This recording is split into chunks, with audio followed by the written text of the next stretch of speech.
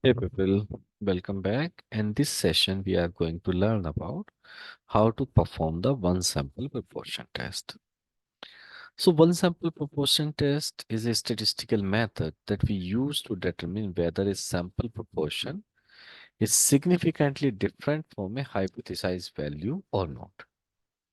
Suppose, let's say you have been doing a production and where you have the defective rate. So here production is, suppose you have done 645 sample where the defective was 25.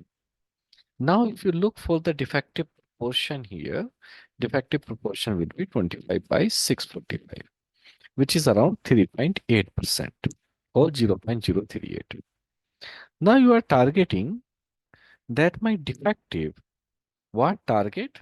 Target defective rate is, let's say 2%, which is 0.02, right? So 3.88%, if I write this as a value, I can write as in 0.038.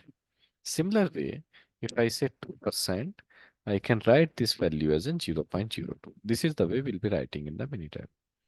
So I have total 25 defective out of 645, which is 0.039 or 38 is the portion. I am comparing against 2%. Now I wanted to validate either I'm meeting my target or not. So obviously from this number, if you see 0.0388 is much higher than 0.02.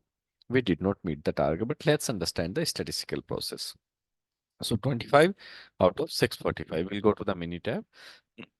In mini tab, we go to the stat, basic statistics, and here we will find one proportion test. Click on this, select your data. Okay, sorry, we have summarized data this time.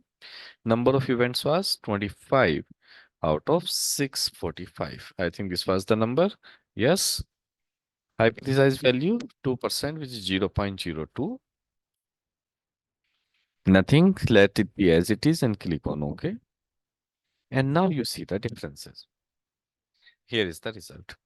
So what the result is telling, 25 event out of 645, actually this is giving you 0.038.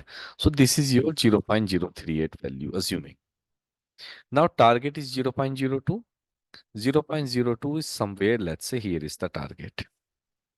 So what this confidence interval is telling, your 0.038, which is this value, on the lower side may be going up to 0.025. On the upper side, it is maybe going up to 0.56. So that's how this is trying to fill up a distribution like this. And you can see 0.02 is much lesser than. So it's clearly creating a difference between these two values, which is the confidence interval of 0.038 and the actual 0.02. So in case, as I explained in my previous sessions, in case there is a difference between the target and the confidence interval, then it's a alternative hypothesis and p-value will be less than 0.05, which we see here. In case these two values would have been overlapping, suppose this interval goes like this, and there is a overlap here, then this would have been null hypothesis and p-value will be greater than 0.05. This is the way we see one sample proportion test. Thank you so much, people. I'll see you in my next session.